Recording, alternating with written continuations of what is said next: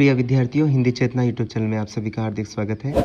आज की कक्षा में हम देखेंगे PUC first year mid term exam का प्रश्न पत्र और उसके आंसर्स। तो आइए प्रारंभ करते हैं। फर्स्ट मेन, निम्नलिखित प्रश्नों के सही विकल्पों को चुनकर लिखिए। ठाकुर साहब के कितने बेटे थे? ठाकुर साहब के 2 बेटे थे। युवाओं से नामक पाठ के लेखक स्वामी विवेकानंद जी। महादेवी वर्मा को किसकी पत्तियां चुभ रही थी? घास की पत्तियां चुभ रही थी। क्रोध किसके समान है? क्रोध मृत्यु के समान है।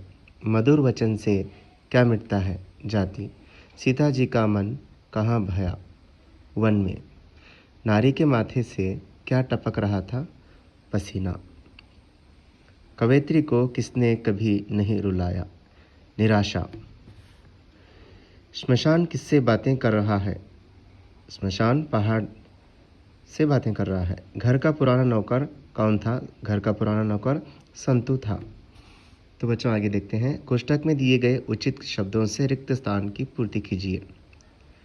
मेज पर पुस्तक था, यानी मेज पर पुस्तक थी, यानी मेज पर पुस्तक है। रामू कलम से लिखता है। निंदा कुछ लोगों की पूंजी होती है। बिंदा को मेरा उपाय कुछ जंचा नहीं। राम ने रावण को मारा। तो रिक्त स्थान समाप्त हुए हैं। आगे देखते हैं। मुहावरों को अर्थ के साथ जोड़कर लिखिए। एक तरफ अर्थ दिया गया है और दूसरी ओर मुहावरे दिए गए हैं। गले लगना, आलिंगन करना, पिंड छुड़ाना, पीछा छुड़ाना, सिर झुकना, लज्जा से झुक जाना, उल्लू बनाना, मूर्ख बनाना, आंखें लाल होना, गुस्सा करना, यानी क्रोधित होना। तो बच्चों आगे देखते हैं। सेकेंड में, निम्नलिखित प्रश्नों में से किन्हीं 2 प्रश्नों के उत्तर लिखिए। प्रश्न संख्या 13, भारतवर्ष का पुनरुत्थान कैसे होगा? प्रश्न संख्या 14, निंदा की महिमा का वर्णन कीजिए।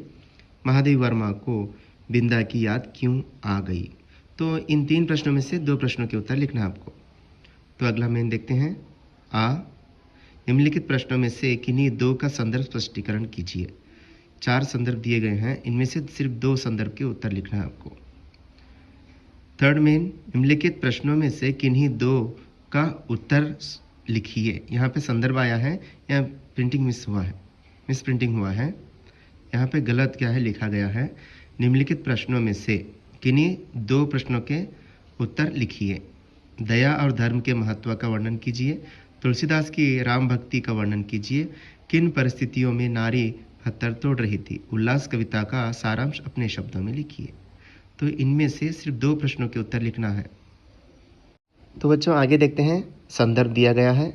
संदर्भ प्रश्न संख्या 24, जाति न पूछो साधु की, पूछ लीजिए ज्ञान, मोल करो तलवार का पड़ा रहन दो म्यान। अथवा तुलसी कबहु न त्यागिए अपने कुल की रीति, लायक ही सो कीजिए ब्याह बैर अरु प्रीति।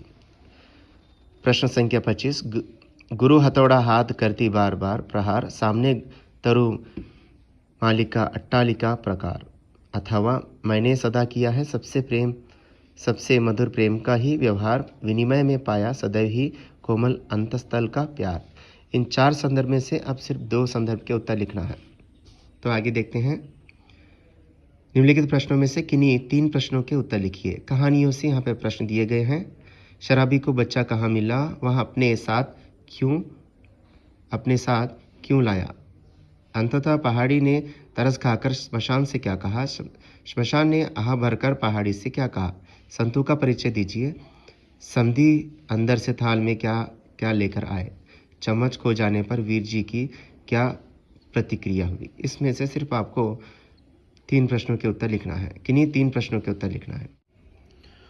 वाक्य शुद्ध कीजिए। आनंदी अपने घर आई, निंदा की ऐसी ही महिमा है। अगले देखते हैं। निम्नलिखित वाक्यों को सूचनानुसार बदलिए। हम प्रतिदिन 3 बजे उठते थे। वर्तमान काल में क्या देखते हैं तो हम प्रतिदिन 3 बजे उठते हैं। शीला कपड़ा धो रही है, भविष्य काल में धोएगी। निम्नलिखित के अन्य लिंग रूप लिखिए। पति पत्नी, बेटा बेटी, स्त्री पुरुष। प्रश्न संख्या 35, निम्नलिखित के अन्य वचन रूप लिखिए। घर घर, थाली थालियाँ, लड़का लड़के। प्रश्न संख्या 36, निम्नलिखित के समानार्थक शब्द लिखिए। नवीन, नया या आधुनिक, जंगल, वन। तो यहाँ पे आपको गद्यांश यानी अनुच्छेद दिया गया है, उसके उत्तर आपको लिखना है। नेक्स्ट आपको पत्र लेखन है। आप समझ लीजिए कि आप मोहन हैं, आप सैनिक बनकर देश की सेवा करना चाहते हैं, लेकिन पिताजी मना करते हैं क्योंकि आप एकलौते बेटे हो। यहाँ सोचते हुए आप अपने चाचा जी को एक पत्र लिखिए।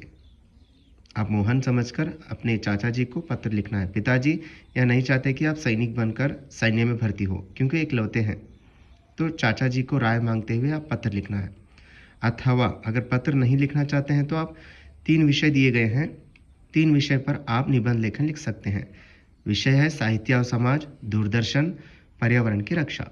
तो बच्चों यहाँ पे हिंदी में अनुवाद दिया गया है। इस प्रकार बच्चों अर्धवार्षिक परीक्षा का प्रश्न पत्र है ये। इसी प्रकार आपका एनुअल एग्जाम पेपर भी इसी प्रकार रहेगा।